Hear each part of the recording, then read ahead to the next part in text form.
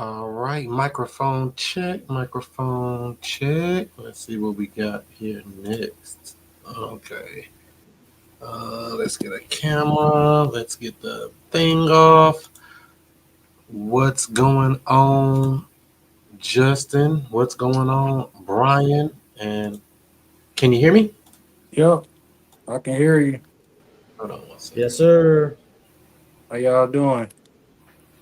Phenomenal, making it Un happen. momento. Un momento.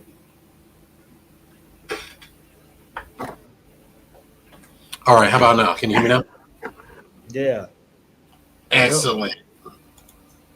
I don't know what the heck happened with my thing here. Boom! Magic. What's going on? What up? What up? What up? What up? How y'all Yeah. doing? Nice to meet y'all. Nice to meet you. What up, Brian? Welcome, welcome. There'll be some other people jumping in here momentarily. If anybody is watching on that link to the tube, there should be a pinned link to the top of the chat that'll bring you right into the stage if you want to come on stage, or you can sit back and watch. So, what's going on, Brian? What market are you in? I'm right here in the loop. Oh, okay. The Yeah, I'm, STL. yes, sir. Yes, sir. I'm in the loop. Cool. Have you done any deals here yet? No, I'm still trying to get my first one. I did some door knocking and some cold calling, but I didn't strike one yet. But I'm gonna get it sooner or later. It's coming. 100%. It's on the way. Have you Yeah. so you say you've been door knocking and kind of cold calling? Have you been able to reach anybody or just been kind of hard finding people? Yeah, I've been able to reach some people. I've been getting a lot of no's, but I'm being persistent with it. Yeah. Yeah. I've been doing the pre foreclosures. That's what I've been door knocking. I've been calling them too. So wait a Yeah. minute. If somebody's in a pre-foreclosure and they got an auction coming up, how can they tell you no? Man, I don't know, man. Guess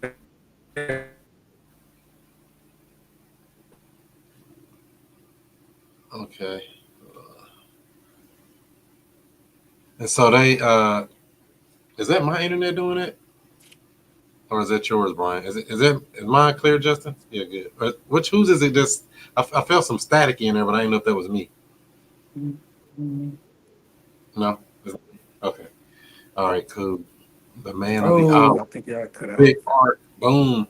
Yeah. So that's the game. So the weekly accountability we do every Monday night, 7 o'clock Central Time, 8 o'clock Eastern. Be accountable. Talking that real estate talk.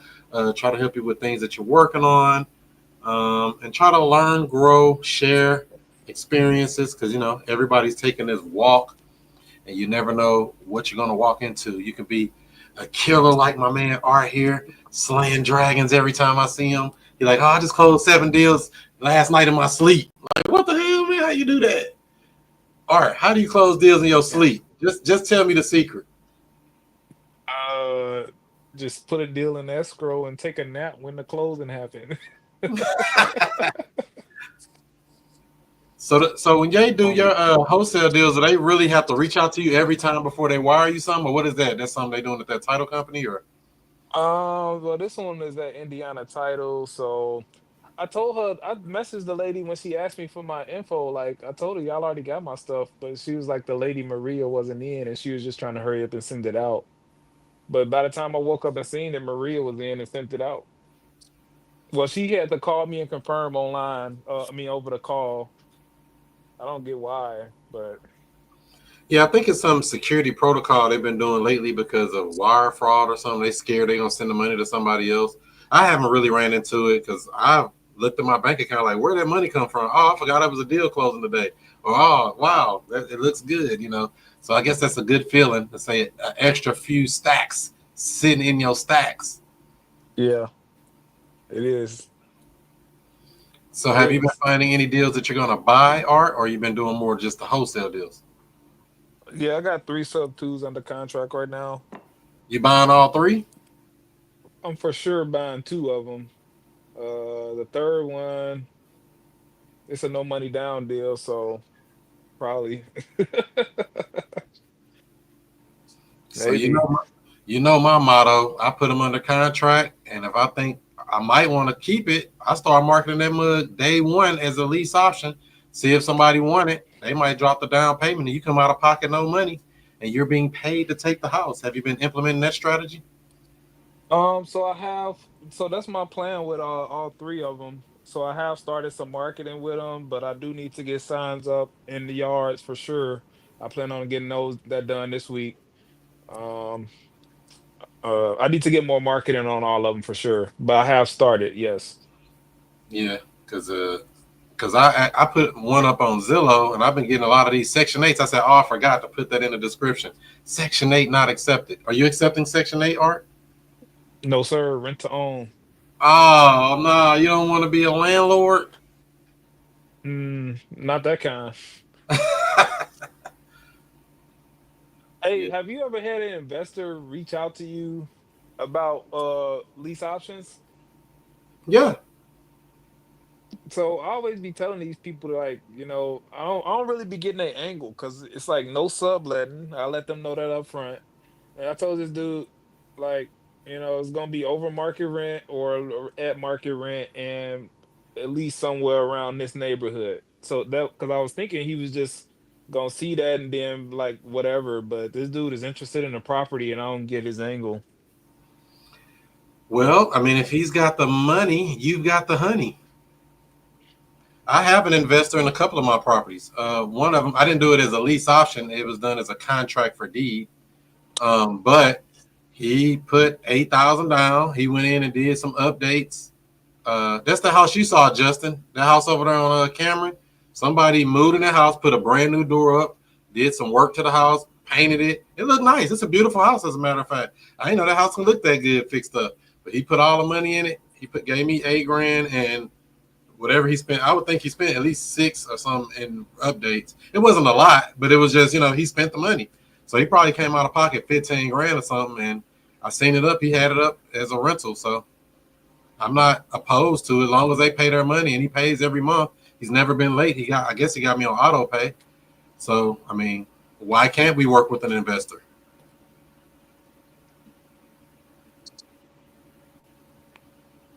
Is there a reason we wouldn't want to take their money if they don't understand how to go find, cultivate, refine, and structure these creative deals where you can basically leverage it and be cash flowed out and have zero repairs or updates? I mean, why not? Well, on the contract for deed, I can see why an investor would want to buy that from you, but I don't see if I'm telling them that I'm not going to allow them to sublet and I'm asking for a down payment that's not small and I'm asking for market rent, and I know they don't plan on living in this themselves. I just don't understand what they're gonna do with it. But I guess I'm just worried about the wrong thing. As long as they got some skin in the game and you happy with the numbers. Let me ask you this, Art. Do Bank of America care who pays their mortgage every month? No. Do Wells Fargo, Mr. Cooper, Guild Mortgage, or any of these other people we be coming across care about who's sending that money in every month? No. So why would you care? I don't really care. I was just wondering like what would be the angle with it, but I guess I just shouldn't even care about that either.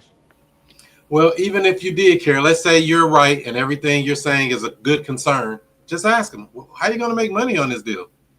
I'm curious. Just ask them. A lot of stuff, I try not to overthink it. I just ask questions. I know nothing. I just know to ask good quality questions. Hmm. Actually, since you asked like that, I'm guessing the only way he would do it is I know that is an area where people do Airbnb, so I do make that could be a way he would go about it. Like I'm I just said, gonna as long ask as they them. drop that money, they got some skin in the game. They drop you 5, 10, 15 grand, whatever you can get out of them, and your cash flow number is good. I don't care what you do with the house, to be honest. Yeah, so this is what it really is though, Chris. I'm looking at this like if an investor is willing to pay me this and they're an investor, what are they gonna do with it that they gonna go make more money than that? That's what I'm really thinking. Cause I'm like, maybe I should just go do what they're gonna go do and make all of the money. That's all I'm really like really thinking about. But you done already told me all of this. Furnished rentals. Midterm I rental. know, It's I easy. know, I know. They just and you know that house I was telling you about that I thought it was $3,600 a month. They're paying $3,750 a month. I was wrong. I didn't even know what the rent was. The check just came the other day. I said, damn, they pay me $3,750 a month on a 2-bedroom. You can't get that kind of money on no rent. That's ridiculous. And I know that's not a normal thing, but how many of them do you need? Dude, I mean, this that's might be the literally. one. I mean, it's like $2,000 a month passive cash flow on a house I got no money in. How many on one house? What if I could do that on 10 houses? Man, this might be the first. This might be my first one right here, Chris, because this property is it's a nice Airbnb location in general. But other than that, it's a really good location. It's like by 2 lakes. It's like people love being out in this area. And don't forget, it's not just Airbnb. You got Booking.com, VRBO, Zillow itself. Everything go through Zillow if you didn't know that. All of this stuff, these furnished rentals and stuff is a big business. And what it costs to furnish a house? A couple grand or something? We're talking nominal value in real estate world.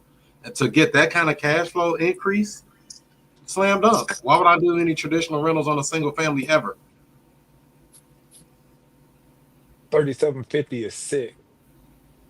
Sick. I said, damn, this is on. I thought it was 3,600. That was even high. I mean, just that extra little bit is still a lot. I'm like, wow. And they sent it early. I'm thinking that they're going to send me a wire, but I haven't checked my mail in a couple of weeks. So I went to check my mail. I said, damn, I got all checks in here. Where all these checks come from? I didn't know this money was sitting here. Damn. Real mailbox money. But that's the game. Damn. Hell yeah. But that's the game of creative real estate. What do you think about what you're hearing so far here, Brian? Is this kind of it's not over your head or anything with this creative stuff, is it? No, it's not over my head. I'm just over here taking notes and trying to soak it all in, you know. So your plan was to do what in real estate? Wholesale, buy houses, flip houses, build houses. Where was your initial plan when you said, I'm going to get into real estate?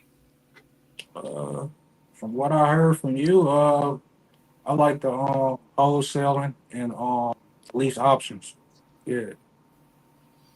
Okay, so wholesaling is great. You know, it gets you some revenue, put some money in your pocket, make you feel better. You actually sleep better too when you get some money. Mhm. You know, do you sleep good at night, Art? Because Art over here smiling good. Like he got a good night's sleep last night. All that money he be making.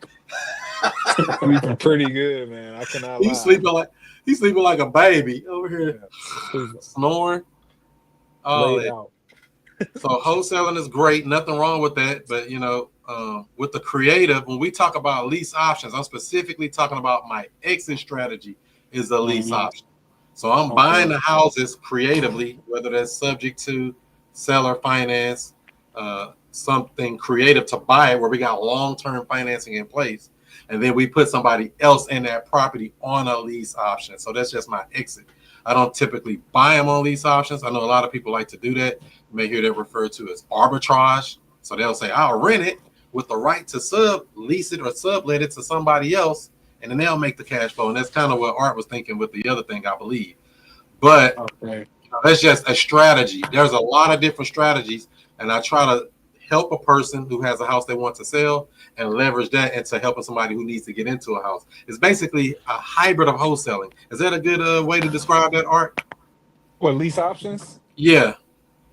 Yeah. Or this whole thing of creative, buying it creatively, exiting on a lease option. It's like a whole different world for real than wholesaling. But wholesaling is a part of it though, because the fundamentals are there. I'm gonna let you explain it, man. You the master. No, I'm just seeing what you think about it. There's nothing wrong with, I just like to, sometimes a word might just hit just right. Let me ask Justin, because he's chewing. He got a nice snack going. He eating good. He making all the connections out here. I know Justin got some on the contract this weekend because that's all he do is loan balance. He locking them up for loan balance, whatever they owe on it. What you think about this, Justin? Yeah, I think wholesaling beautiful. Yesterday at the meeting, we had one of the guys who came in and he was talking about, I'm a bird. I'm gonna start doing. I'm gonna be a bird dog. I'm like, why? I'm like, I don't even know what a bird dog is. It go woof. I'm like, Shout out to bird dog, and you can own the real estate. Yeah. Shout out to my guy Dutch Jackson with the song Bird Dog, my first video cameo, if you see it. You was in that video? I was in that video. He I'm about to said, go called back up and my check that homie out Chris again. Monroe.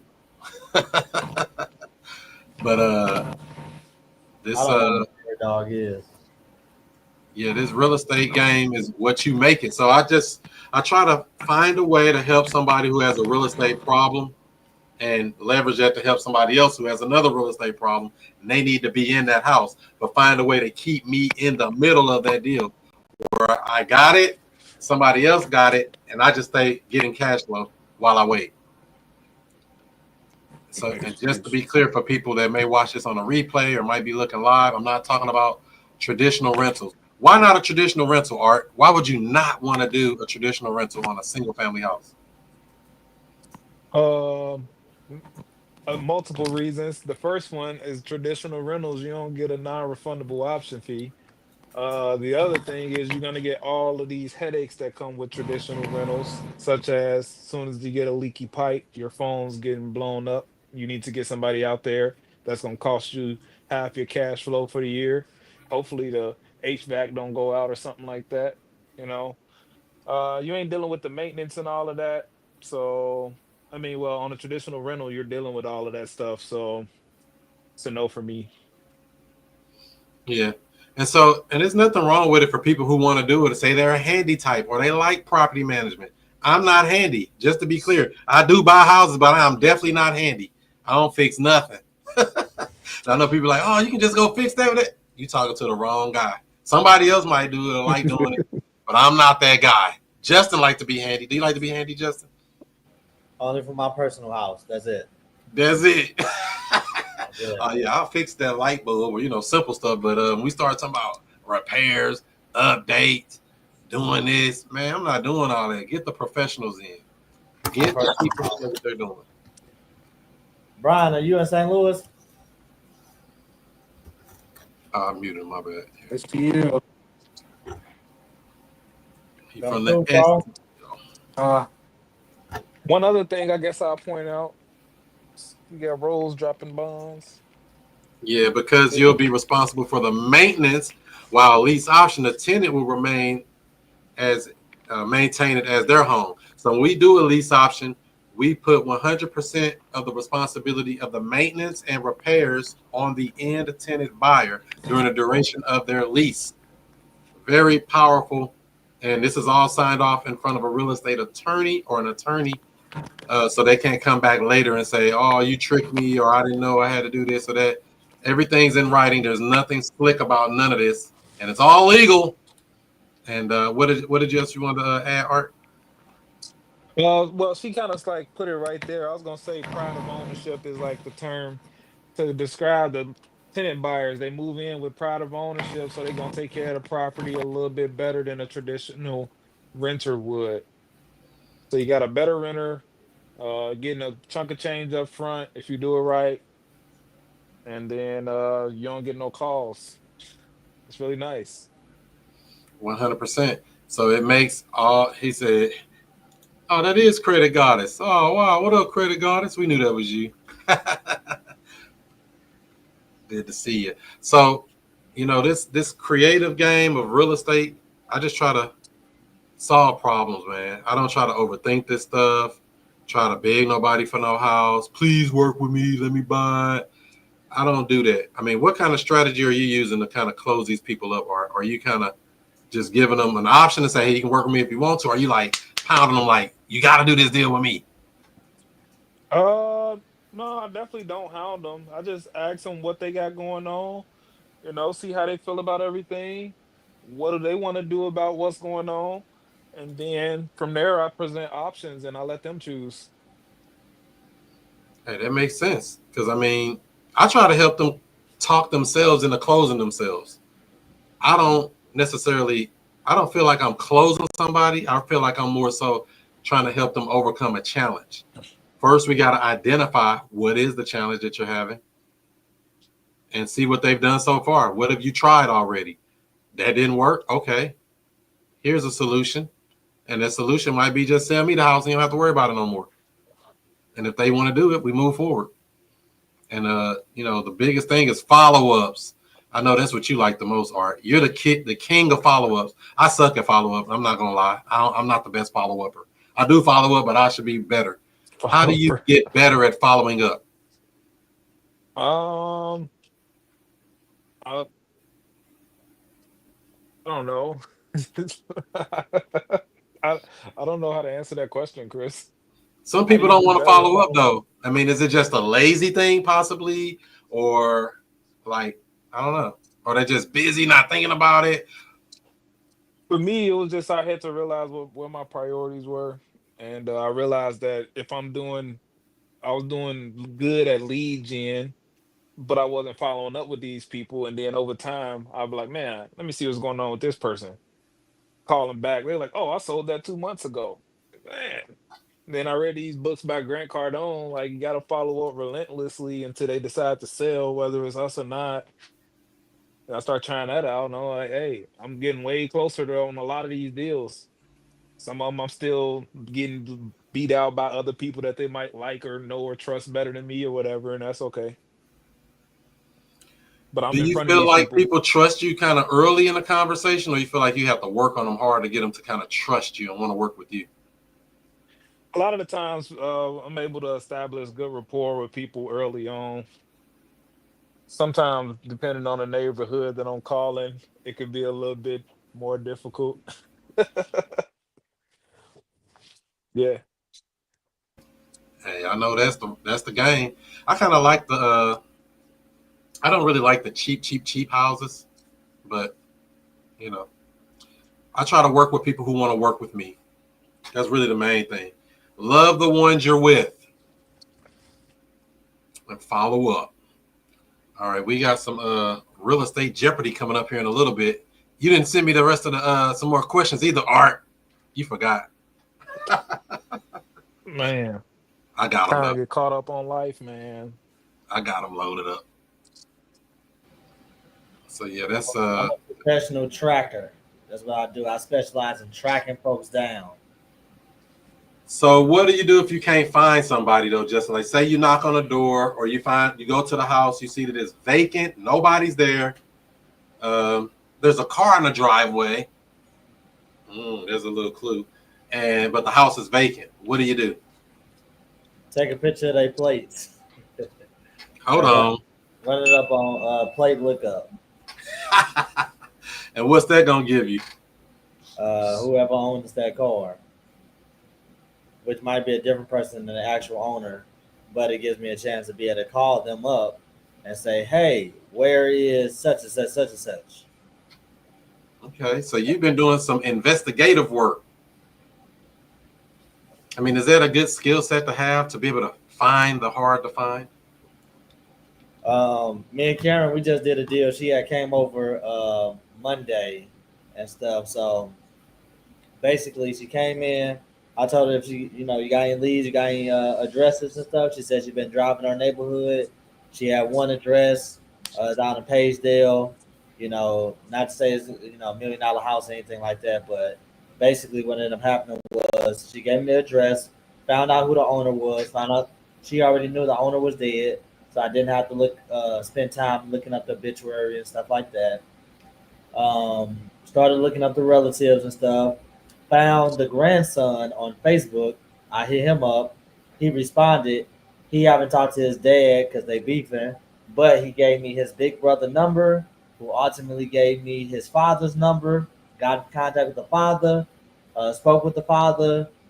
He was being a little bit unreasonable with price originally, as far as what he wanted for his deceased mother's home.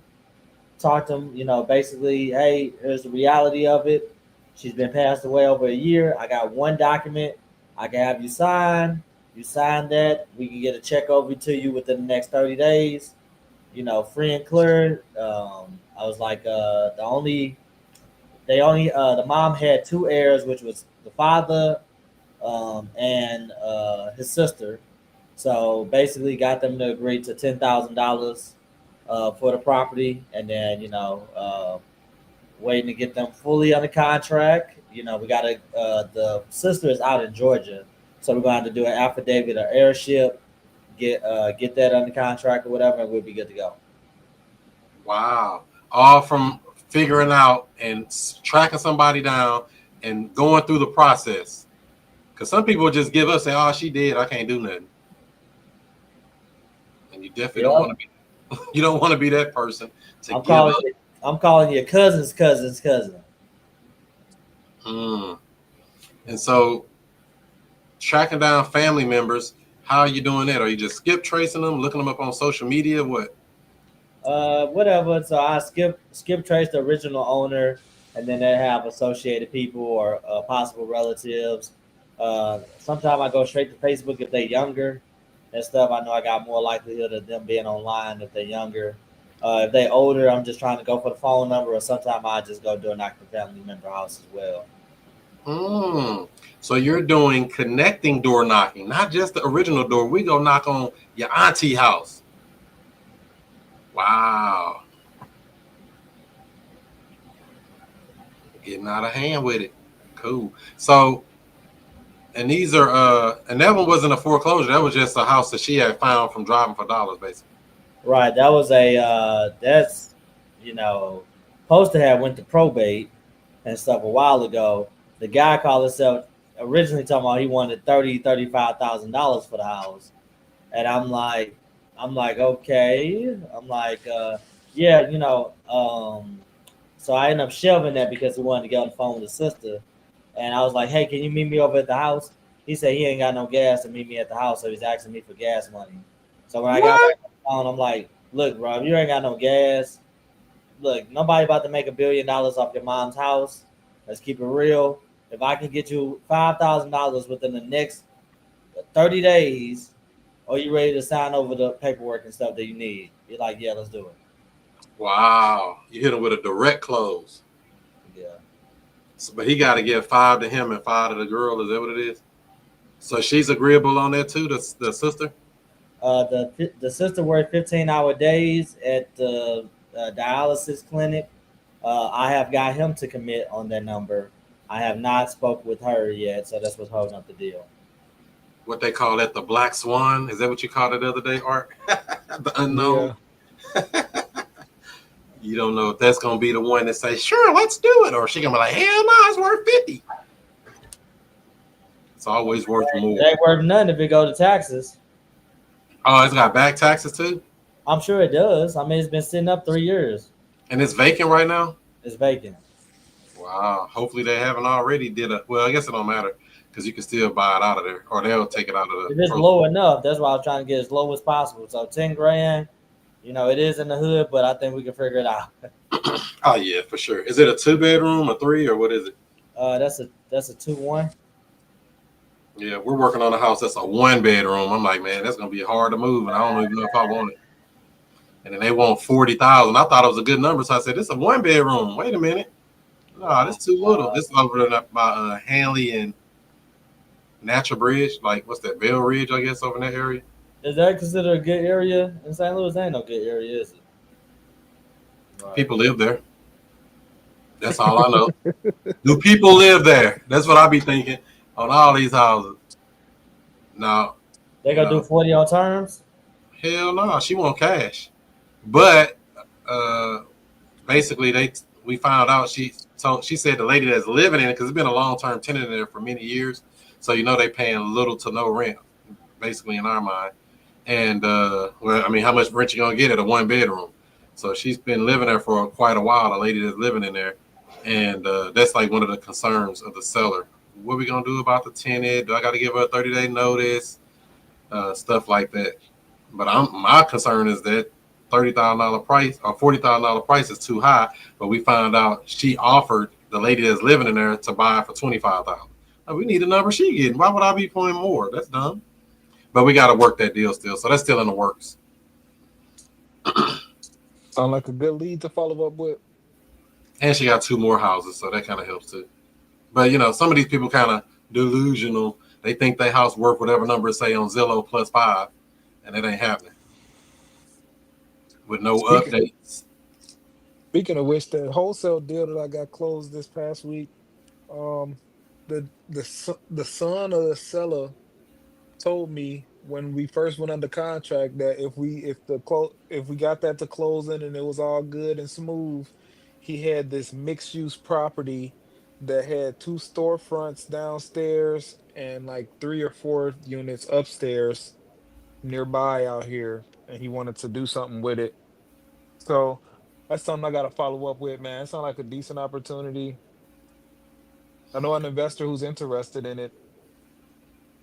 So you would wholesale that bad boy, huh? Initially that's what I was thinking, but then he also said he was open to doing like some type of partnership because he's actually out of state at this point. So he said he's open to a partnership or just selling it outright. So we'll see where that goes. That's the partnership. You the seller financer. I'll pay you every month starting 6 months from now. Or 3 months from now. Whenever we can get it updated, set up, whatever, stabilized. Yeah, but I personally don't want the property in that particular area, personally. Yeah. That's the struggle. Because he told me when they first had this property, it was back when the Gary uh police department had the jail right across the street right there. So it was a lawyer and a bail bondsman who rented from him, and they had great business because it was right across the street. But since that jail ain't there no more, that business took a crap and yeah. So I don't know.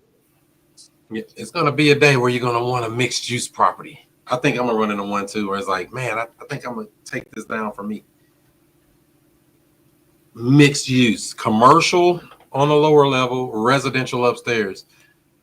Because mathematically, you're looking like, well, if I can get all that rented, how much money is that?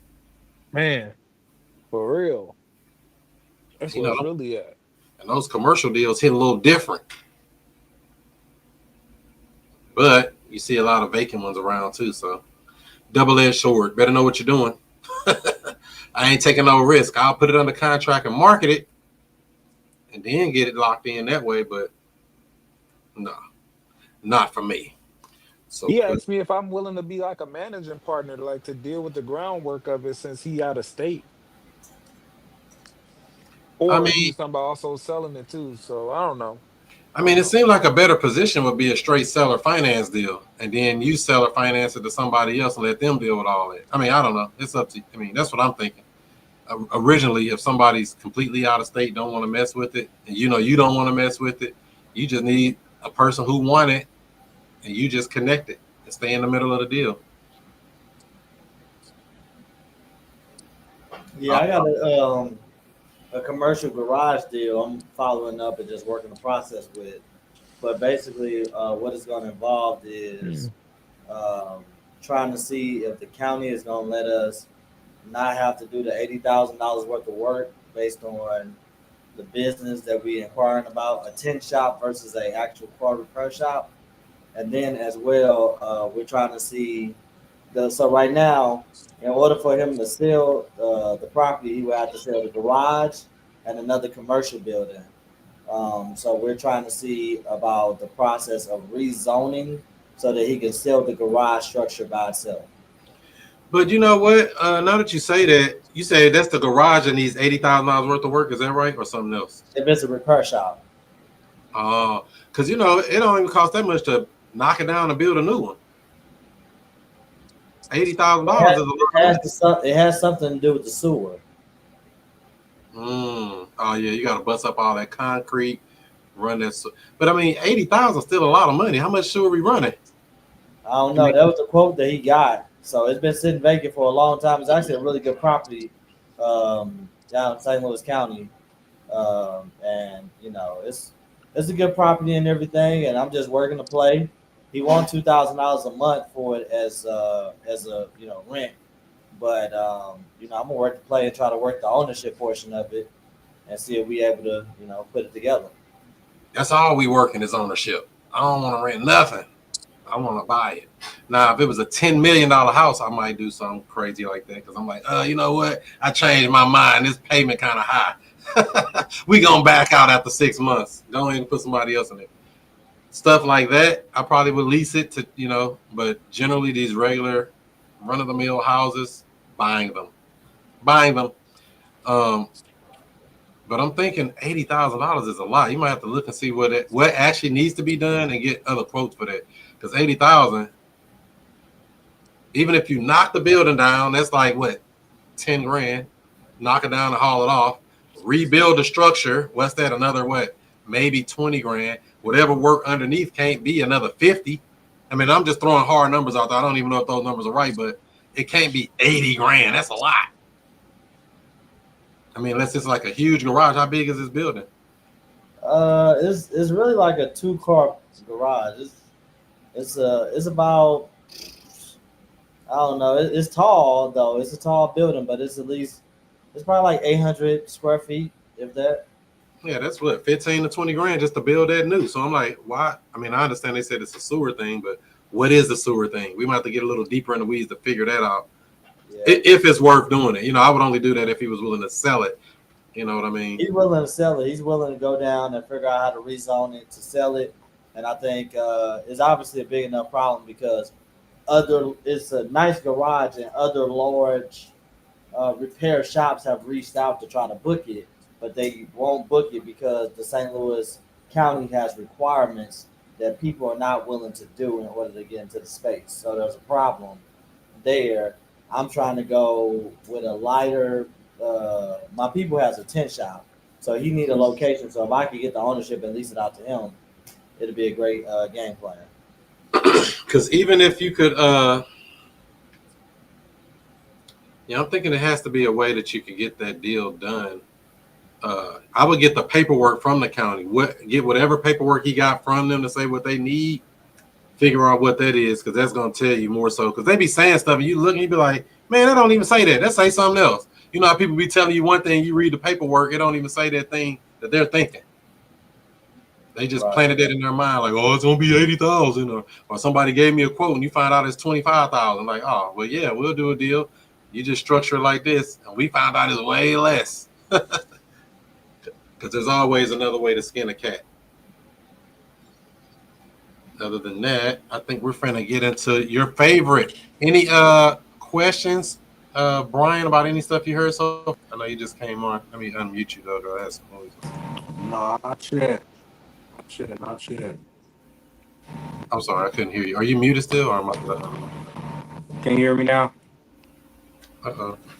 Is it my thing or my thing? Is that my bad? Why my speaker keep doing that?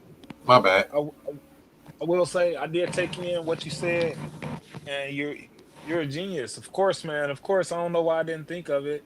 If I can take that mixed use property down, sell it, finance, and then I like I said, I know an investor who's already interested in it. So if I can offer him like competitive terms as far as the financing, I could just tell him like, hey, your financing's right here. Project is ready to go. Have at it. That could be a strong position. Because what's more valuable, a wholesale cash deal or a creative deal with financing already in place? Definitely right.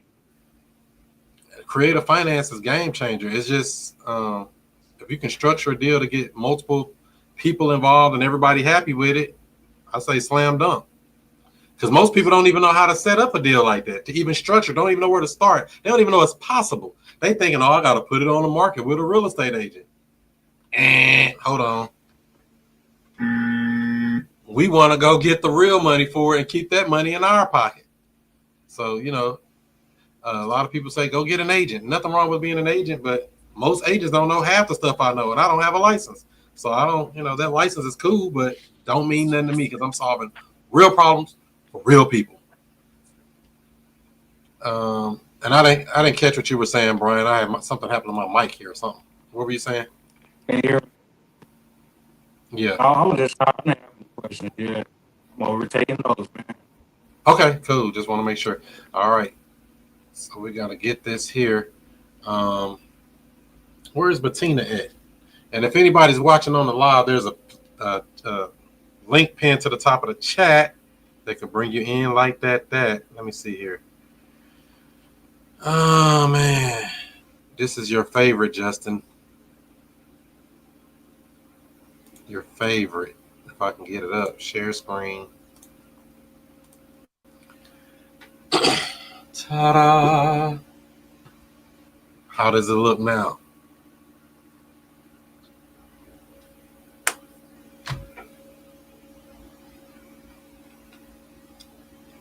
Let's see here. Jeopardy. It's your favorite game show. It's Real Estate Edition of Jeopardy with your host, Chris Cashflow Money Monroe.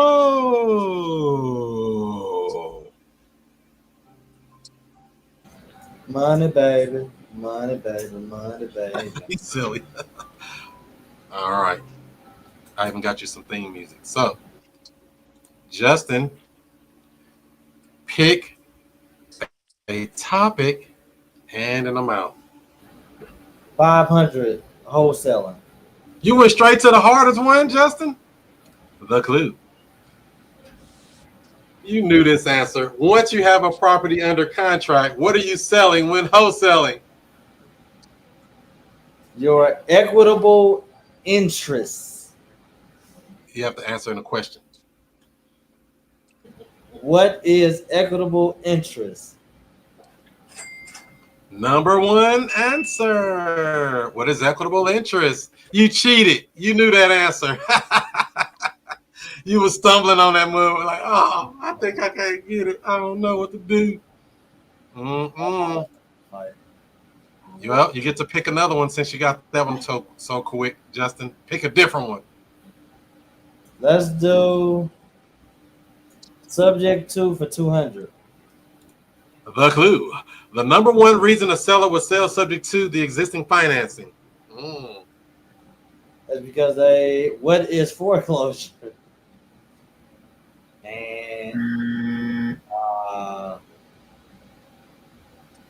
I get another chance. Sure. The number one reason a seller would sell subject to the existing financing. Because what is upside down? Judges, what do you think? Can I answer? What you got, Art? I'm gonna say, what is debt relief? Oh my God, this dude right here. Oh, that was it for real? What the hell? Number one answer, debt relief. They don't want to, they can't make that payment. That was a good one, man. I did not expect that to be the answer for real. You know this stuff, Art. You ain't even know you know this stuff. Debt relief is real because they can't make the payment. They don't want to make the payment. They can't afford to make the payment. You can have the house. You can take over them payments. The number one reason. But that was a good answer what you gave too, Justin, with the foreclosure or, you know, and this could be debated. I don't know. What do you think? I'm gonna see what the audience thinks. What do you think, audience? If y'all I think that was a. Oh, I'm sorry. We're not. Oh, go ahead, Art. Yeah, go ahead, Art. Oh, I don't know if you're the audience or not, but I think that Yeah, was you're the like a audience. really good way to sum up the whole answer of that though. So that's why I thought of it. So I think that was a good one. I think that was a real good one. That's why I like to summarize it. All right, Art, give us another one with an amount. Let's do investing for 100. Easy, the clue. The term refers to money a property brings in after expenses are paid. Let's go with what is cash flow? Positive cash flow. This dude don't never miss. Number one answer. How did you know it was cash flow, Art? I'd be studying, you know. You be studying. Wow. Yeah. Look at Credit God and somebody. That was a good one. All right, let's see what we got here. Brian, you want to give it a try? Wholesaling for 300. Wholesaling for 300. What happened? Known as JV. Joint venture. Yeah. Was that a question or was that a statement? A question. Statement. A question. What is a joint venture? Number one answer. All right. Let me see. Give us another one, Brian. Let's do subject to 300. And the clue. The proper way to add a sub 2 borrower to your hazard insurance policy. I don't know that one. I'm be honest. We got to pass it I to don't know Justin. that Justin one. know this one. Justin, help me out. Help me out. The proper way to add a sub to borrower to your hazard insurance policy by making them the beneficiary. What is a beneficiary? Get out of here. Wow, make you laugh. Make them as the second lender, as the yay. It's tough. I'm a licensed insurance agent. I don't know this. You said it before. You told me before. It's pretty simple. I try to make all these answers very simple and memorable so it don't have to be rocket science. Art, he needs your help, Art. Art don't know this one. Oh, it's my turn now. The What proper is way to additional add a sub insured? 2 borrower to your hazard insurance policy. What is additional insured? Well, number one answer again. Hey, you getting it? You getting Well, it? that's the same shit. They gonna think we working together. Nah, that's Right. Like, you know, these answers are so beneficiary, additional insured, the same thing. What is it you say, Justin? I said beneficiary and additional insured, the same thing. Well, let's see. Is What it? is it? Sub 2 300. Let me go back to it. Let's look at the question. The proper way to add a sub 2 borrower to your hazard insurance policy. What is a beneficiary? So The the proper way to add beneficiary. them to your policy, though, is to add them as an additional insured. So you're going to get a brand new insurance policy, and you're going to add the borrower the same way their name is on their loan. If it say John C. Smith on their loan documents, that's what you're going to add as an additional insured. John C. Smith on there as well. Does that make sense? Yep. Additional insured. That's the proper way to do it. Just in time, we got Karen. Karen, pick us a topic and an amount. Hey, Karen. Alrighty, wholesaling for 200, please. The clue, known as ARV. After repair value. Oh, I'm sorry. I forgot the whole question. How to answer that in the game format. Is it forget known as ARV? After repair value, known as ARV. Is that a question? Yeah, you're supposed to answer it That's in a my question. answer. Oh, Put it in a question is format. okay. What is after repair value? Come on, Karen. Come in swinging and bucking and swinging. I see you. Hi.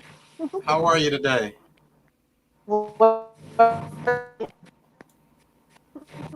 Cool. All They're right. working me. But I'm good.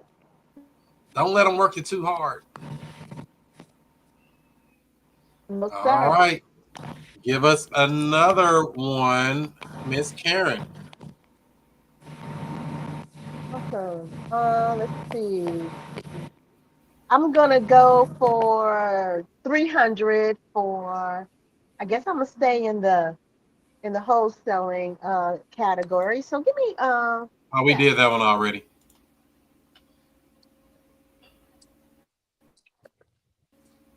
So what? Go do something else. Let's see. Uh, yeah, get a different one. They already did that one. Let's go sub two for 300. Oh, he just did that one too. Here, I'm gonna give you 400. How about that? 400 is When good. a seller has equity but will sell subject to. What is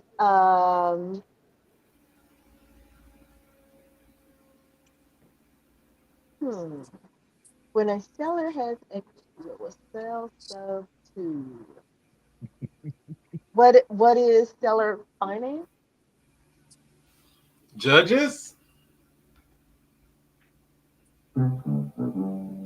Oh Kind of, sort of, but not no. really. They're not going to take that answer. I don't even know if Art know this one. It's not really a trick, but it's kind of not really tricky. But what do you think, Art?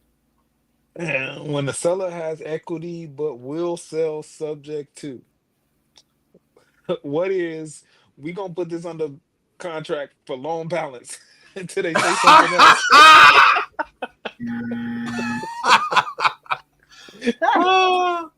It's actually quite easy, really, when you What hear it. You're gonna say, "Wow, I knew that." what is I hybrid? don't I feel know. like the wording on the question is kind of tricky. I When a don't really seller understand the has question yet. equity but will sell subject to, we got to do something with their equity. You want to try again? Yeah, I guess it could. Oh, all right, you wanna try? Why do we have to do something with their equity, Chris? Are they asking for it? Their house is worth 400, but they owe 100. What are we doing with that $300,000 in equity? We gonna create a note on it if they asking for it. And So what that is would be that a known hybrid. as? Okay, so what is a hybrid? I just said that. Didn't y'all hear me say that? What is a Number hybrid one deal? answer. Did you say that, Karen? I did. Did you I hear said, us what say is that, Art? hybrid? I didn't. I was just confused. I'm sorry. I did not hear nobody say that answer. Come on. Come I did on. say that. I did say hybrid. Well, anyway, it's okay. She said, I said hybrid. You ain't saying no hybrid. All I right. did when Well, y'all were talking. I said hybrid. What is hybrid deal? Anyway, I'm sorry. no, you oh good. gosh. So you get half the points for that one, Karen, since you say you said it. I'm gonna watch the replay and Uh see if you really said it. So huh. All right, because you it's know the okay. camera don't blink. All right, Art, what do you got? Let's do sub two for 500. Look. Woo! To catch up arrears, fees, etc., to bring a loan current. What is loan modification? Judges? That sounds right to me. No, we catch up arrears What do fees. you think, Justin? What is rears? What is rears? He just trying to be funny. What did you say? I'll try one more. Can I get one I more? know you know this, Art. Why you Yeah. playing? What is reinstatement? Number one Oh answer. What is wow, reinstatement? Come on. Sub 2 for great. 500. To catch up arrears, fees, etc., to bring a loan current. Reinstatement. You're reinstating the loan. You're bringing it current. Make Okay. sense? Yeah, I guess I'll just be like a little confused on what exactly. I get it though. What is? I get it. I get it. I get it. I'm thinking about how will we do that? You said, how will we? What is it? Or I could say known as catching up arrears. I don't know. I was trying to make it not too long and stretched out. I understand. All right. What do you think about the next one, Art? Oh, I got another one. All right, um let's do realtor for 100. Real retail / realtor for 100. Revenue earned by a real estate salesperson. What is commission? Number one answer. You got all the good answers, Art. Let's see here. That's good. All right, I'm gonna pass. I'm gonna pass. You could pick it, but Karen's going to answer it. Okay, All let's right. do investing for 200. I knew. Investing Well, for I knew you were 200. gonna pick that. I knew you Blue. were gonna pick that. A property purchased with the intent to fix up and sell for a profit. Flip. What is flipping? What is a problem? Oh, sorry. What is a fix and Fix flip? it. So Fix that and was flip. investing 200. That's a property purchase with the intent to fix it up and sell for a profit. Your intent was to flip it. Mm-hmm. All Get wealthy right. that way. All right. You get to pick one for Brian to answer, Karen. Okay, Brian. Let's go staying in investing. Let's do investing for 300. Investing 300. You got This this, is a Brian? popular method of deferring capital gains when exchanging investment properties.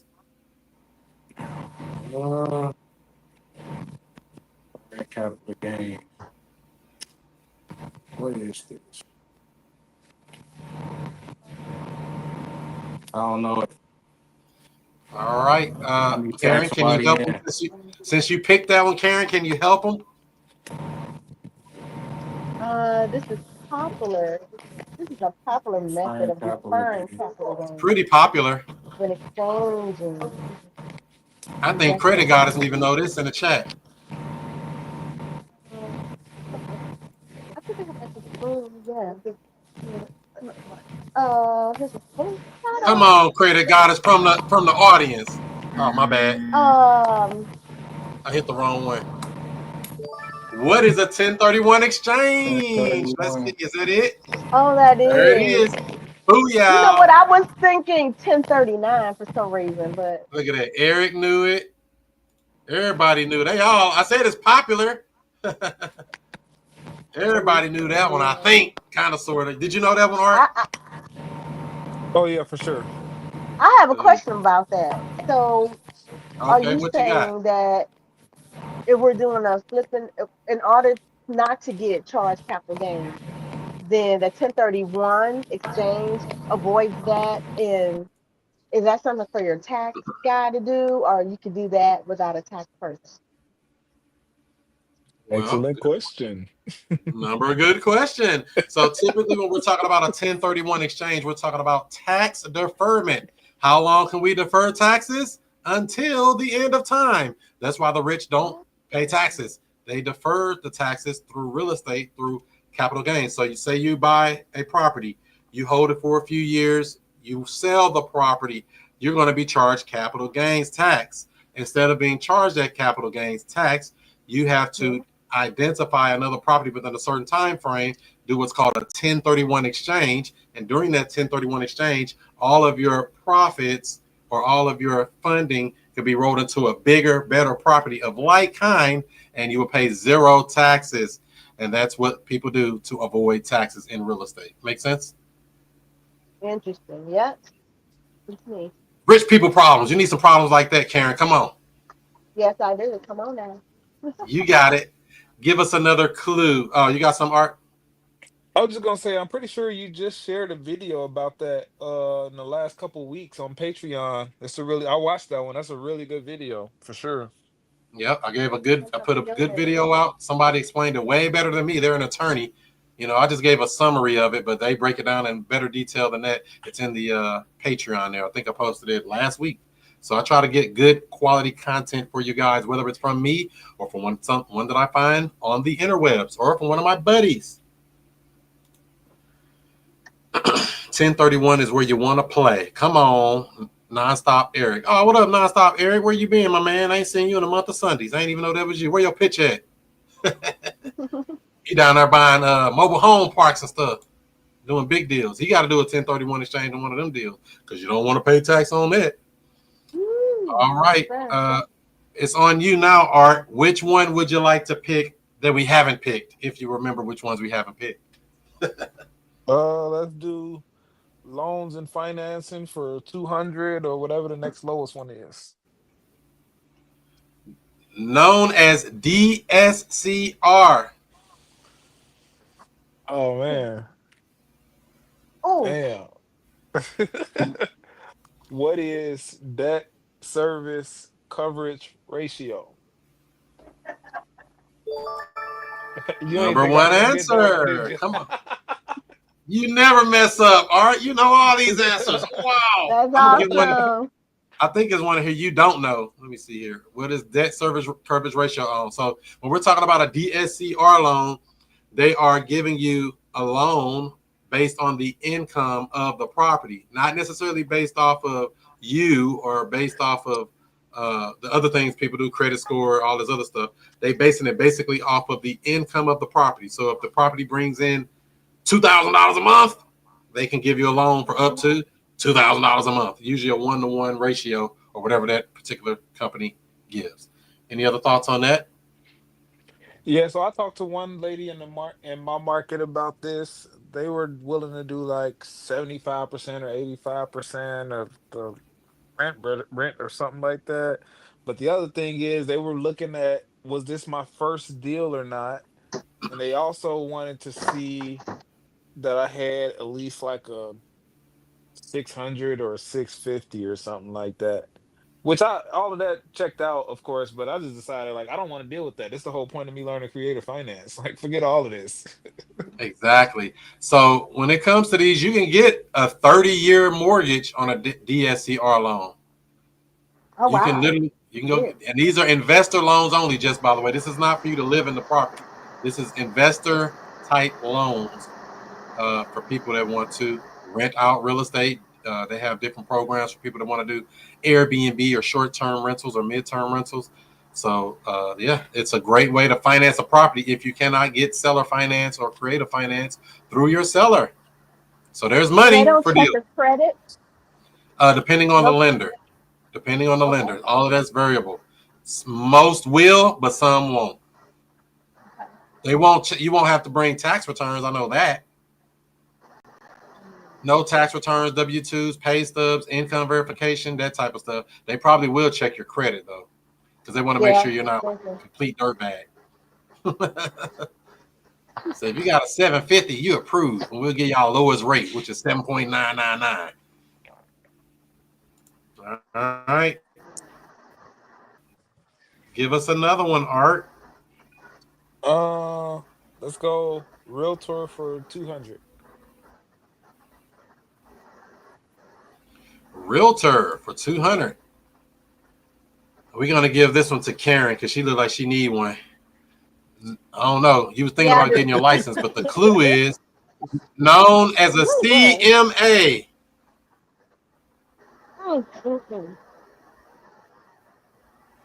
I'm gonna have to get a little help on that one. The initials look very familiar. Consumer. Oh my goodness. Some, Art, help me out. Where'd Justin go? Even though he off the camera, Justin, what do you think? You know this answer from eating your snack back there, whatever you're doing? Known as a CMA. I don't know. I don't know what that means. So think of this as what we do when we run comps. But this is the proper terminology for what real estate agents do, the same exact thing, but it's just what they call it on the retail side. CMA comps, community management analysis. That was a good try. All right. Hell yeah, bro. Is the Good last job. is the last one analysis though? It is. Okay. Comps. Y'all so funny, boy. What you laughing at in the background, Taraya? I'm not here. You're supposed to be in this game show too. My brain is Art, thinking something else. Art, you want to help him out? I know the What is- answer. She looked What it up. is- She just went and chat GPT'd it. Go ahead, Karen. You got it? I didn't do that. I know what it is. Well, I don't know what is I know what is what is. comparative market analysis. That's it. Number That's one it. answer. Why were y'all making it so difficult? Why were y'all making it so difficult? At least we had the last letter right where it had. And comps is the right thing, but comparative market analysis is what a real estate agent would do before listing your property on the MLS or multiple listing service. A lot of acronyms with this stuff, ain't it? This is what they're going to do before they go and list your property and try to get top dollar so they can get top commission. Depends on them comparative comps. No. There you go. Give us another one, Miss Karen. Awesome. I'm liking let's see. I like that retail realtor. Ooh, my bathroom.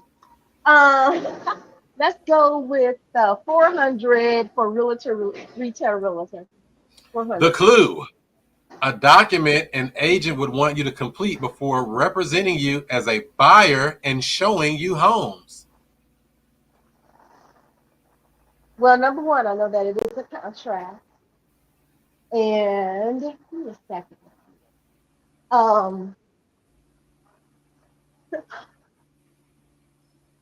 Agent, right? Not an agent. I would say, what is purchase agreement? Let me see if that's it. No. Justin always knows the answers. Let's tag in Justin. A document an agent would want you to complete before representing you as a buyer and showing you homes. What is an you said before showing you a home? That's different then. What is a agent agreement? We gonna give them that? What is a buyer's agency agreement? So they want you to fill that out before they start showing you homes, because if you find a home that you like, they want to make sure they get to represent you in that transaction. So they always want to have you do this. And this is realtor stuff. For those of you thinking about going to get your license, basic stuff that you would know with that. Any other thoughts on that? Does that last for a certain amount of time, like a year or a month? Usually there's a term on it, yeah. All right, so we're going to do 500 on retail. Let's see what we got. All right, this is for you, Karen, and I don't know, this is a hard one. While under contract, a buyer is asking for money or repairs to be made prior to closing.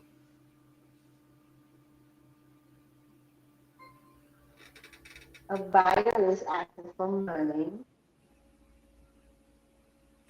or repairs to be made prior to closing. Well,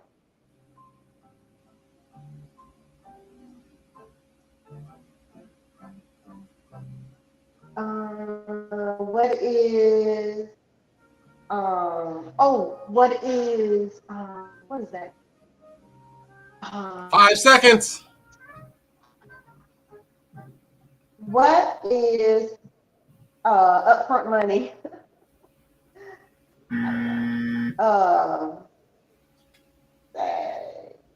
I think Art might know this, but I think Art might know it, but he might not. You don't think I know this, Chris? Come on, Chris. I know. You don't know how hard I done studied, Chris. I know he's... All right, Art. While under contract, a buyer is asking for money or repairs to be made prior to closing. So to clarify, my understanding of this question is you're asking what do we call that money? So if that's the question, my answer is what is concessions? Are we going to give them that?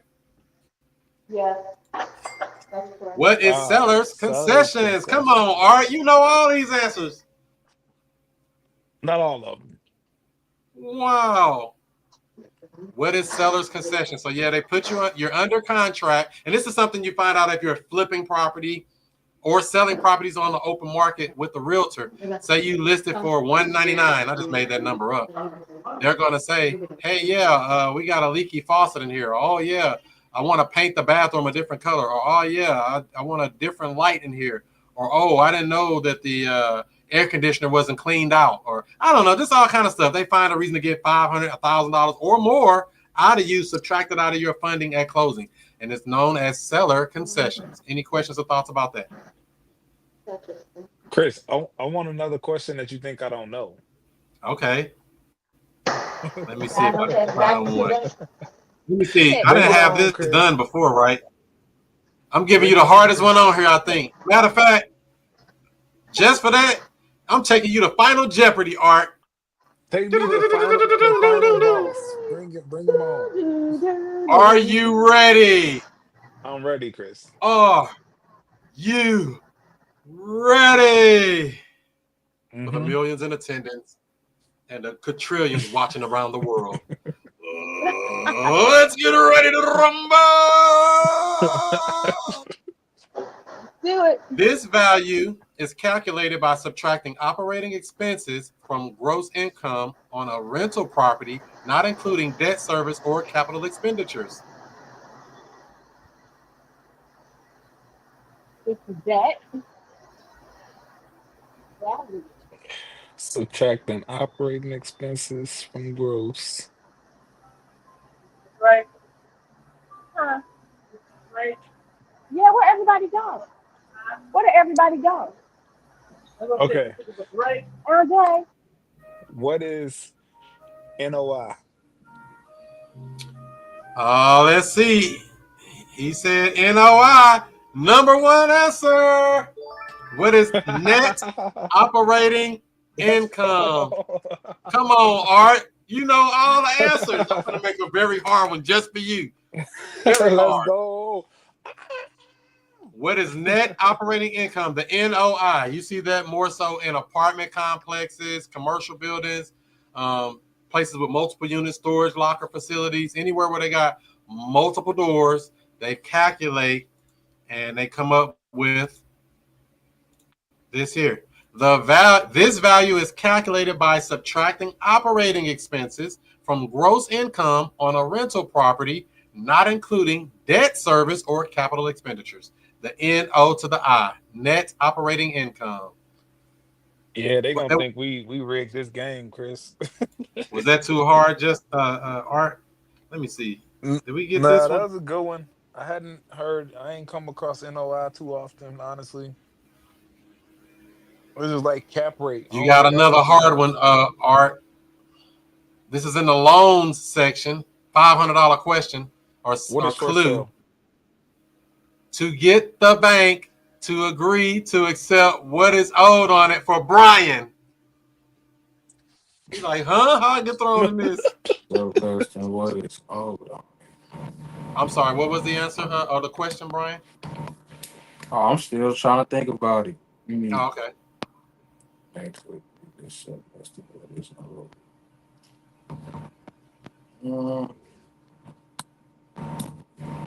I don't know it. Need the bank to get it. Justin knows it. Justin know all of these questions and answers. Let me see. Let me get him back in here. To get the bank to agree to accept less than what is owed. I got it. What is a short sale? Number one answer. Come on, Justin. I knew he's gonna get at least $500 off of us. Some earnest money EMD. Woo! All right. Justin, you get to pick one. Pick one we already did. I don't know nothing about investing, so let's go invest in 200. I'm giving you 100 because I think we did 200. This term refers to money a property brings in after expenses are paid. We already did this one. What is cash flow? That's correct. So we did do that one. But what about you? Asked for 200 though. So a property, we already did that one too. But what is the answer to that? A property purchased with the intent to fix and sell for a profit. What is a fix and flip? That's it. You know all the answers, Justin. All right. I got this one for you. 400 wholesaling. Known as having two escrows with two separate transactions with the title company. What is a double close?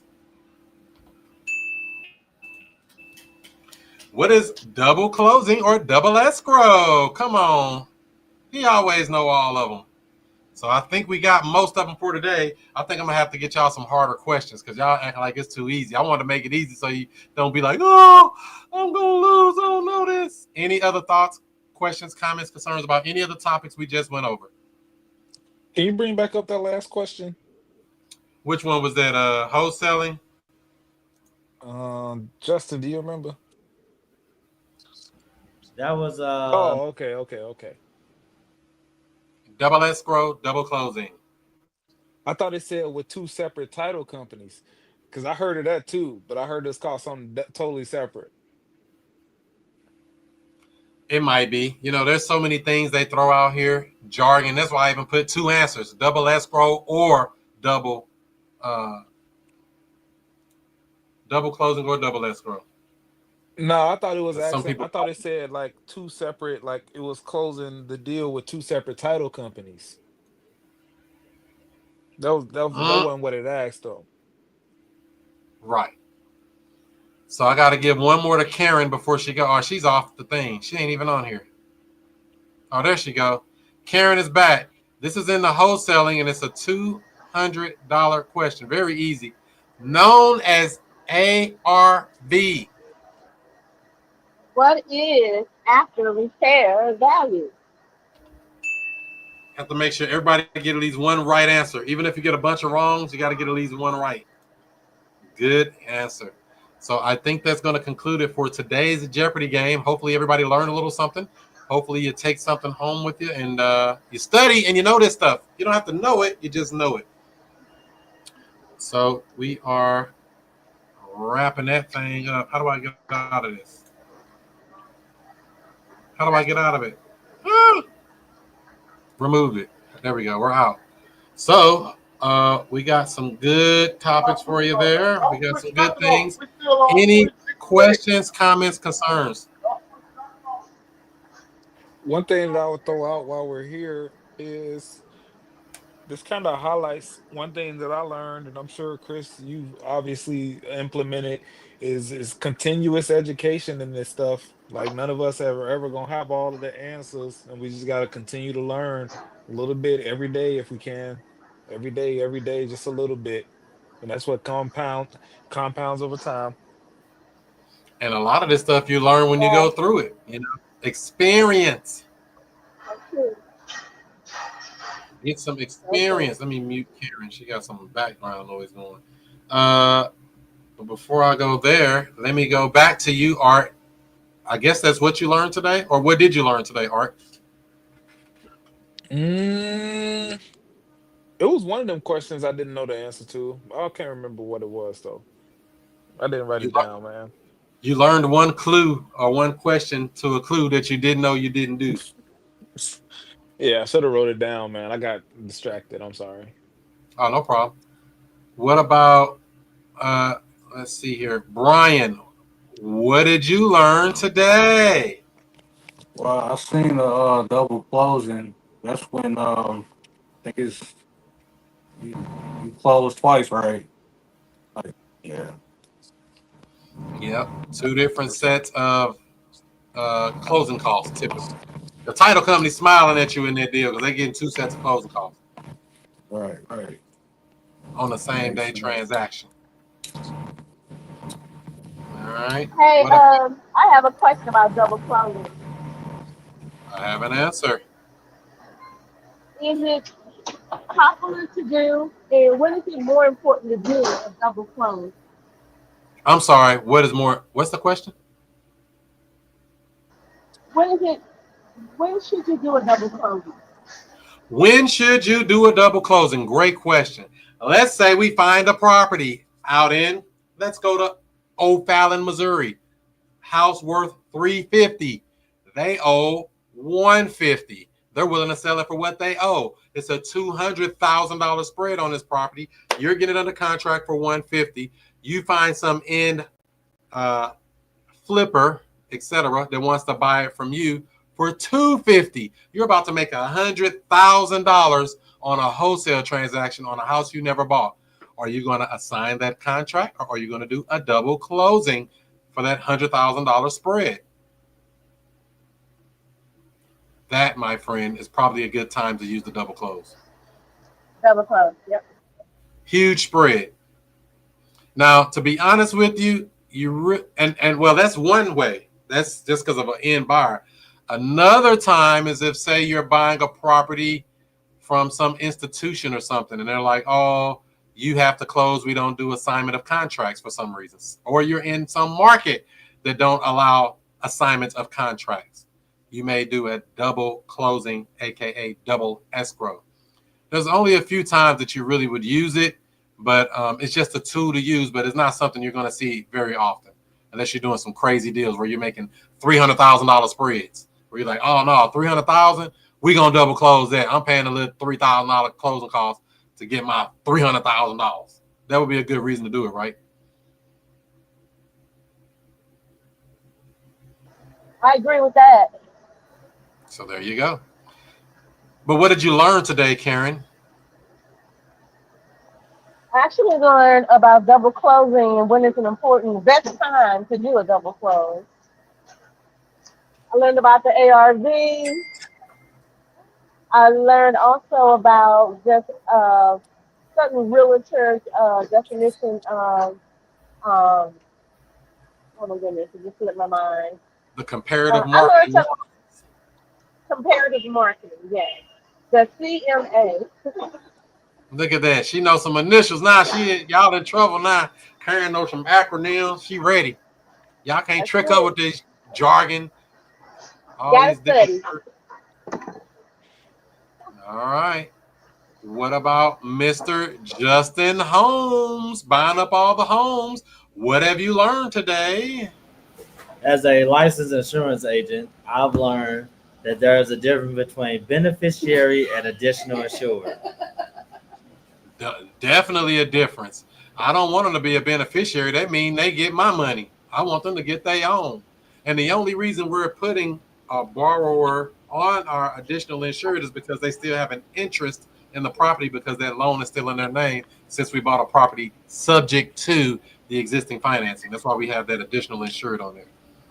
Call him Chris. Yep. Oh, You know it.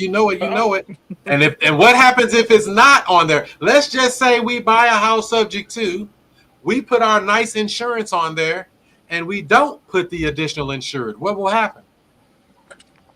you ain't getting paid out. Maybe. What else could possibly happen? Actually, you would be paid out because remember, this is for the bank. We're doing all of this to make the bank feel good. This ain't got nothing to do with my insurance carrier. This ain't got nothing to do with if I'm holding it in an LLC or a trust or any of that other stuff. This has specifically all of this stuff we're doing. Generally, is talking about dealing with the bank.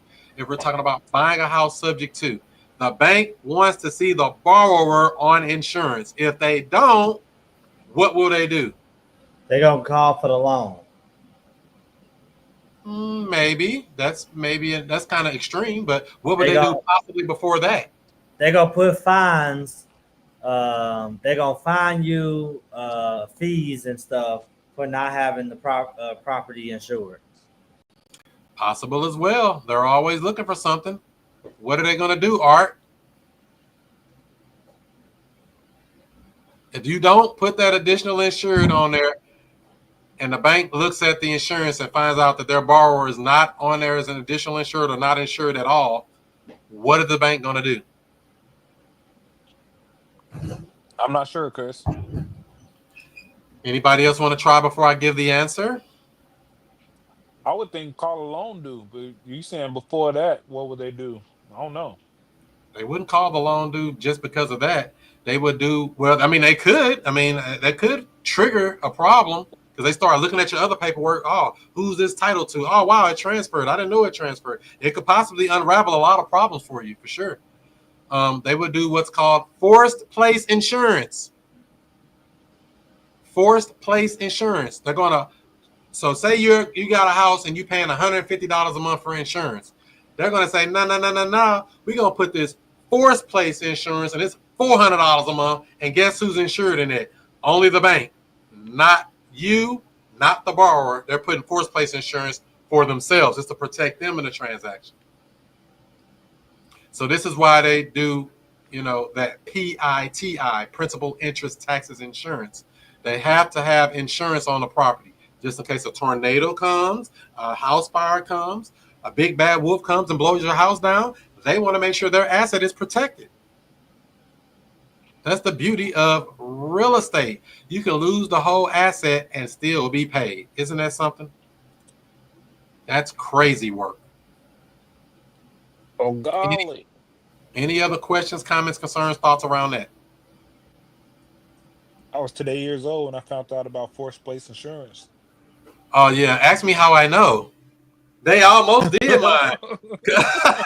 They sent me a letter. Sent a little cute little letter. I'm like, oh, what's this? Why are they sending a letter? Oh, we have noticed you do not have insurance. They're saying that their borrower don't have insurance. Remember, they're sending this letter because we get all the correspondence at our UPS mailing address. That's third-party carrier to collect all of our mail for all of our properties. Not our house address, by the way. So we got the letter in the mail. It states, oh, wow, you don't have insurance on the property. If we don't get notification of insurance within X number of days, 15 days, 10 days, whatever they tell you, we're going to forced place hazard insurance on this property. And they definitely will do it, and they will bill you for it. It will be added to your escrow. So definitely don't play about that. Adding an additional insured is very important when buying a property subject to the existing financing. Put themselves on it. That's exactly what that is. It's for themselves. They don't care about you. Nobody cares about you but you. So you better care about you. That's something to remember. Damn. Mm-hmm. And you was today years old when you found that out, huh, Art? Yeah, I've never heard of that one, man. You've been adding your borrowers on your insurance policy as an additional insured, correct? Yeah, so far. I do got one I need to get updated. Do got one. Yeah. Matter of fact, I suggest updating your insurance or looking over your insurance policies once a year at least. Because I just updated all of mine to raise my limits up. Because like if a house burned down, I want the full check. I told you that's how I lost probably about 50 grand from not having enough insurance on a property. So we want to have enough insurance because you don't know what they're willing to pay. They paying today's rates. Today's rates, when you bought the house, it was some number. Today is worth a whole lot more because real estate appreciates. So get that taken care of. Don't kick that can down the road too long, especially when you're talking about a house that you bought subject to the existing financing. Okay. So we're making our final descent. We're landing that plane. Coming up in a little bit here. Any other questions about anything we talk about today?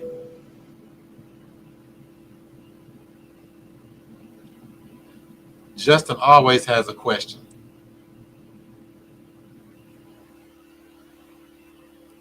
What? You ran out?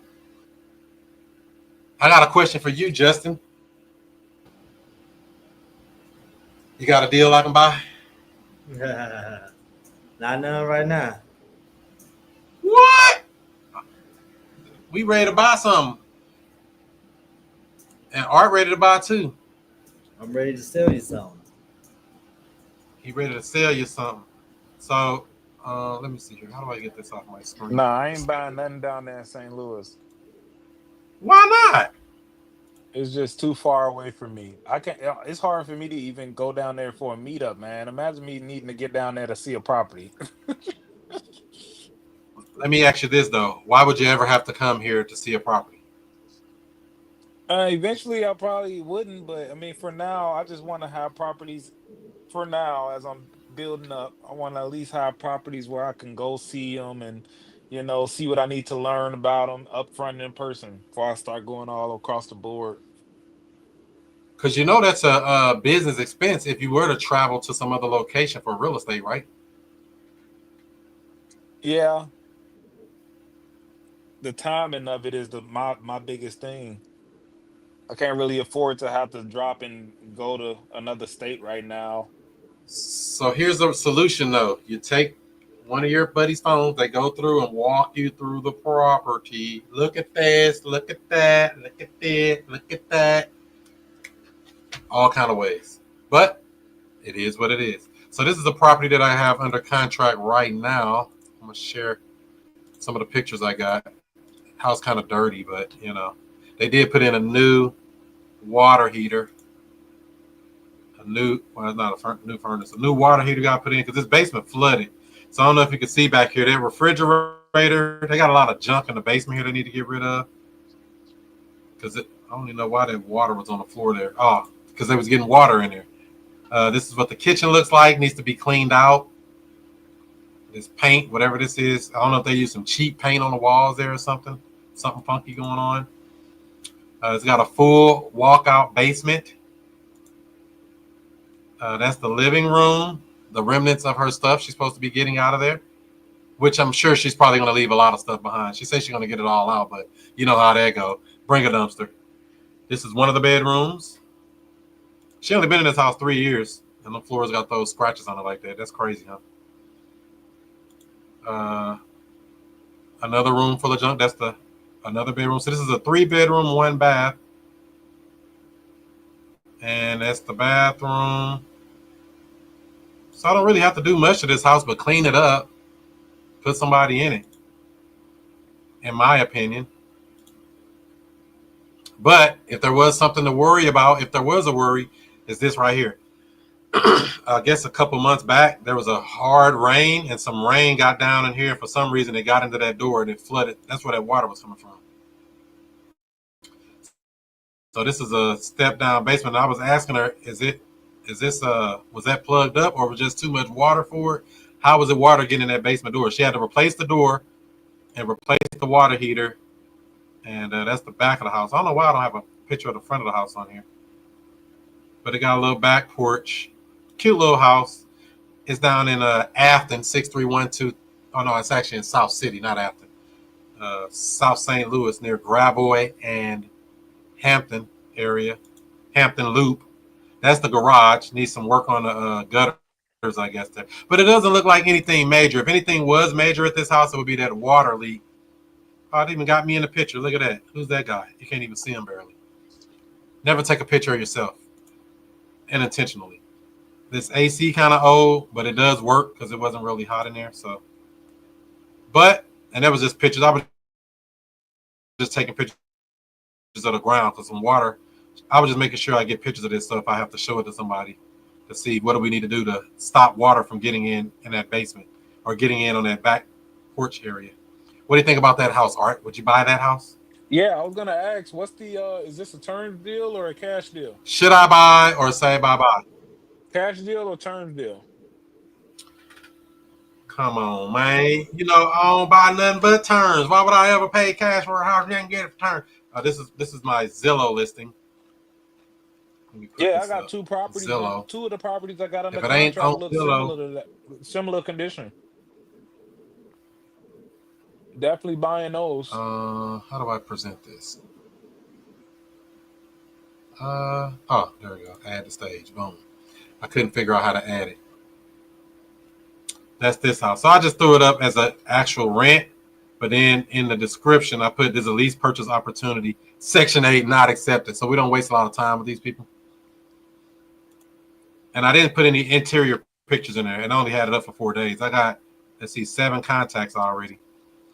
One lady said she is looking to do a rent to own. So I just got to reach out to her. She might clean it out because I've done several where they cleaned it out and they ain't do nothing but paperwork. Black ink on white paper. So that's the property we got under contract right now. And I only put that picture for now. I didn't do those interior pictures. But I guess I should add them though, huh? You got this listed on Zillow. You haven't closed on this property yet, Yeah. correct? I'm sorry, you say what now? You have not closed on this property yet, correct? That is correct. You didn't have any issues with Zillow when you tried to do that? Zillow love me, man. I'm posting every day. They love me. I gotta get them. I gotta try them again. Last time I So tried them, I had big problems. it can happen. So it's going to depend on how you're putting your ad up. You need to put it up as a generic ad, get it listed first, then come back and put that lease option terminology in there. They won't list it with lease options on there. I'm gonna try it again. I thought I did that last time, but I'm gonna just try it again and see what happened. Yeah, let me know if you get stuck on it. I'll try to walk you through it because it's not that hard, but they can be difficult. This one they didn't give any pushback at all. They just threw it up. I was like, wow. Oh, I paid for the $30 upgrade too, so that kind Oh, of okay. Yeah, that's probably what it for this is. one I did. Yeah, I mean I Oh, got okay, it under okay. contract. I'm probably gonna close it in about 2 weeks. So I just got her authorization to release so I can contact her bank. She's about 3 months behind the breakdown of the deal. She's 3 months behind on payments, so it's about $3,300. She wants 2,000 a walk, and we're gonna count about $1,000 in closing costs. So I get the property for about $6,000 out of pocket. If I don't go and renegotiate and tell her, nah, you ain't clean it out, we're gonna have to cut you down a little bit. If I have to, I don't want to. I want to give her as much as possible. So I mean, how many houses could you buy for $6,000? Hell yeah, man. That's a great one. You gonna have that back in either at closing or in a few months after. So I put this and here's the actual numbers of it, just so you can. I know you like numbers. You like numbers, right, Art? Hell yeah, man. It's all about them numbers. So, in regards to the numbers, here's a lease purchase. Where my picture at? I don't know why it ain't load up, but should have been a picture in here. The same picture you just saw. Same information, basically. I put a lease purchase price. Whenever we marketing a lease purchase, we market the price, never how much down, never how much a month. Even though I did throw $1,750 a month on there, that doesn't mean I'm going to take that. I might get more, but I will accept that because the payment is only like what $1,100 a month. I'll take that little bit of cash flow on a house I got no money in. So I put basically some right up there to make it look all cute. Lease purchase price $169. A down payment is required to move in, and then they call my number to go straight to a voicemail every time. So that's kind of how I set these up.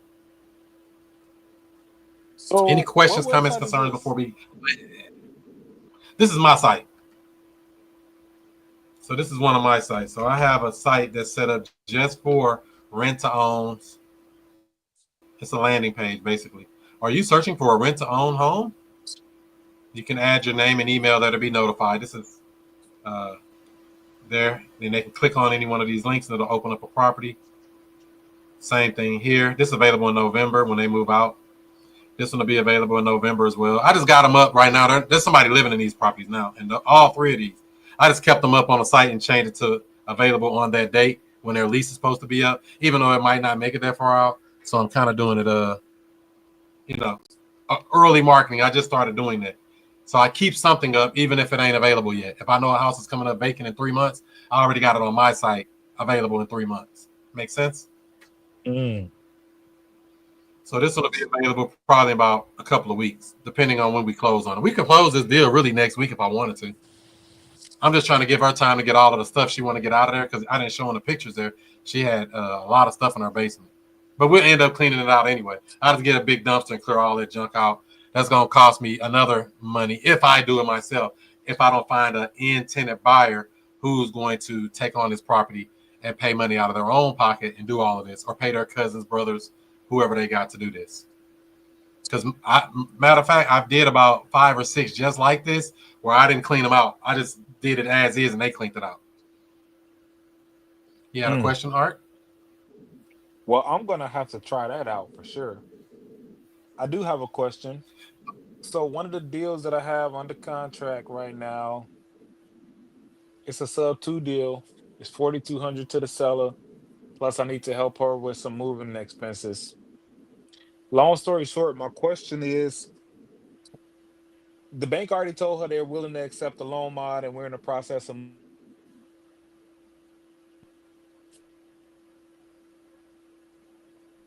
Can you hear me? Yeah. Oh, okay. So we're in the process of moving forward on a loan mod. So at what point should I wait till the loan mod is clear to close, or what? What do you recommend?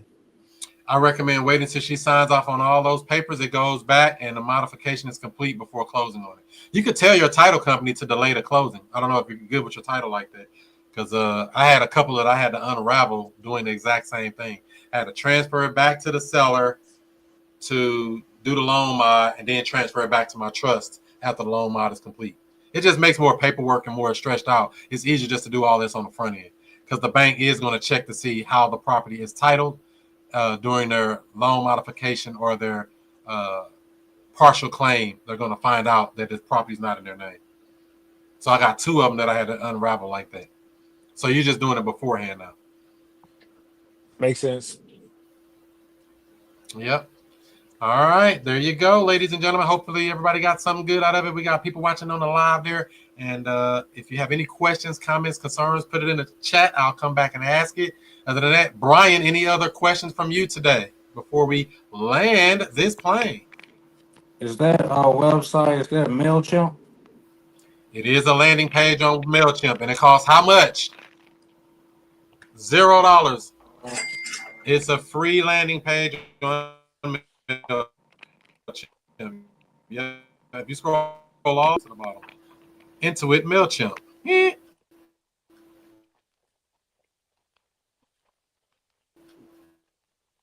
So they're around because there are people literally scamming people out here in real estate. So we want to separate ourselves with a better product and let them know we're about that life. And we helping people with their real estate problems.